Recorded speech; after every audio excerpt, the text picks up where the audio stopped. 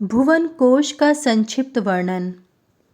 महाराज युधिष्ठिर ने पूछा, भगवन, यह जगत किसमें प्रतिष्ठित है? कहाँ से उत्पन्न होता है? इसका किसमें लय होता है? इस विश्व का हेतु क्या है? पृथ्वी पर कितने द्वीप, समुद्र तथा कुलाचल हैं? पृथ्वी का कितना प्रमाण है? कितने भुवन हैं? इन सब का आप वर्णन करें। भगवान श्री कृष्ण ने कहा, महाराज, आपने जो पूछा है वह सब पुराण का विषय है, किंतु संसार में घूमते हुए मैंने जैसा सुना और जो अनुभव किया है उनका संक्षेप में वर्णन करता हूँ। सर्ग, प्रतिसर्ग, वंश, मनवंतर और वंशानुचरित, इन 5 लक्षणों से समन्वित पुराण कहा जाता है। अनघ, आपका प्रश्न इन 5 लक्षणों में से सर्ग सृष्टि के प्रति ही विशेष रूप से संबद्ध है, इसलिए इसका मैं संक्षेप में वर्णन करता हूँ। अव्यक्त प्रकृति से महतत्व बुद्धि उत्पन्न हुई। महतत्व से त्रिगुणात्मक अहंकार उत्पन्न हुआ। अहंकार से पंच तन मात्राओं से 5 महाभूत और इन भूतों से चराचर जगत उत्पन्न हुआ है। स्थावर जंगमात्मक अर्थात चराचर जगत के नष्ट होने पर जल मूर्ति में विष्णु रह जाते हैं, अर्थात सर्वत्र जल परिव्याप्त रहता है।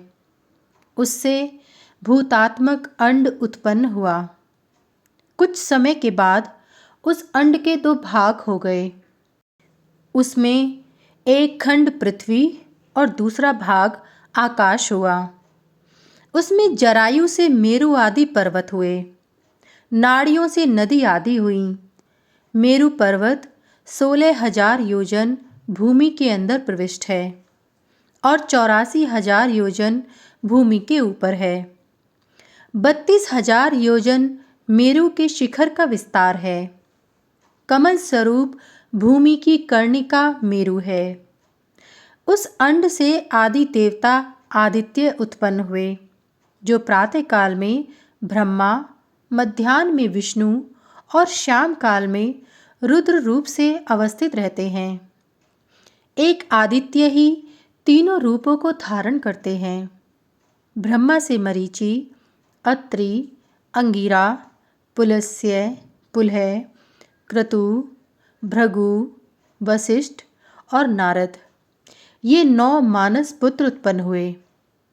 पुराणों में इन्हें ब्रह्मपुत्र कहा गया है।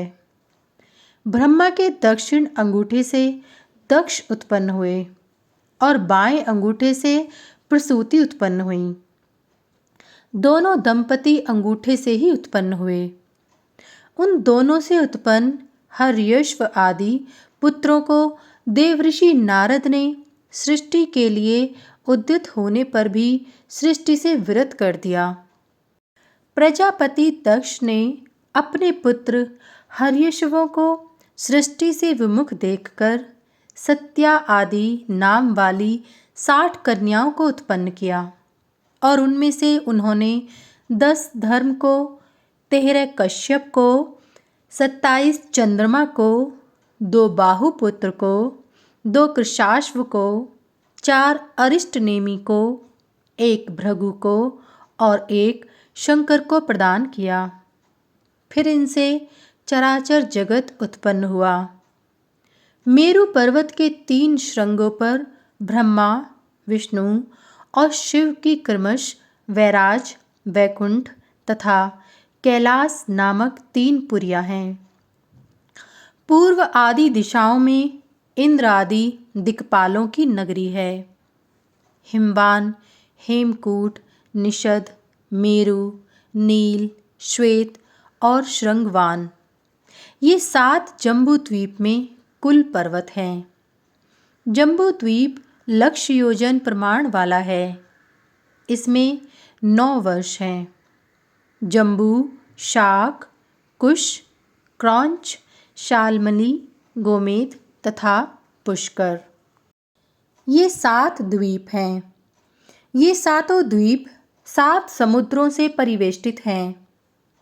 क्षार, दुग्ध, इक्षुरस, सुरा, दधि, घृत और स्वादिष्ट जल के 7 समुद्र हैं। सातों समुद्र और सातों द्वीप एक की अपेक्षा एक द्विगुण हैं। भूरलोक, भुवरलोक, स्वरलोक, महरलोक, जनलोक, तपोलोक और सत्यलोक ये देवताओं के निवास स्थान हैं। 7 पाताल लोक हैं। अतल, महातल, भूमितल, सुतल, वितल, रसातल तथा तलातल। इनमें हिरण्याक्ष आदि दानव और वासुकी आदि नाग निवास करते हैं। हे युधिष्ठिर, सिद्ध और ऋषिगण भी इनमें निवास करते हैं। स्वयंभुव, स्वारोचिष, उत्तम, तामस, रैवत और चाक्षुष ये 6 मनु व्यतीत हो गए हैं। इस समय वैवस्वत मनु वर्तमान है।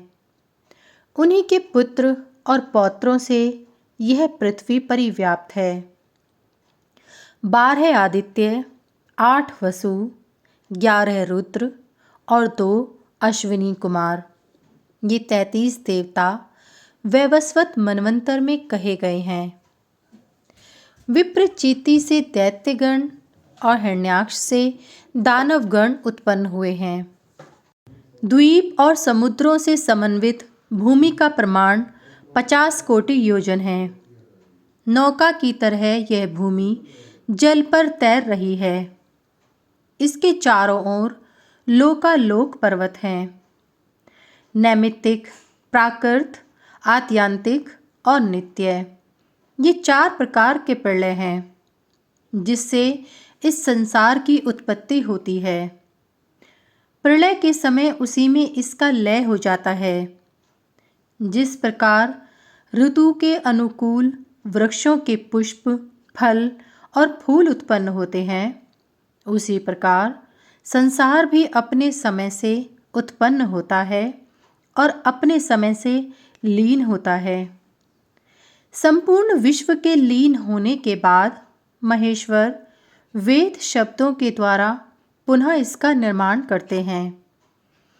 हिंस्त्र, अहिंस्त्र, मृदु, क्रूर, धर्म, अधर्म, सत्य, असत्य आदि कर्मों से जीव अनेक योनियों को इस संसार में प्राप्त करते हैं। भूमि जल से, जल तेज से, तेज वायु से, वायु आकाश से वेष्टित है। आकाश अहंकार से, अहंकार महतत्व से, महतत्व प्रकृति से और प्रकृति उस अविनाशी पुरुष से परिव्याप्त है। इस प्रकार के हजारों अंड उत्पन्न होते हैं और नष्ट होते हैं। सुर, नर, किन्नर, नाग, यक्ष तथा सिद्ध आदि से समन्वित चराचर जगत नारायण की कुक्षी में अवस्थित हैं। निर्मल बुद्धि तथा शुद्ध अंतकरण वाले मुनिगण इसके बाह्य और अभ्यंतर स्वरूप को देखते हैं अथवा परमात्मा की माया ही उन्हें जानती है।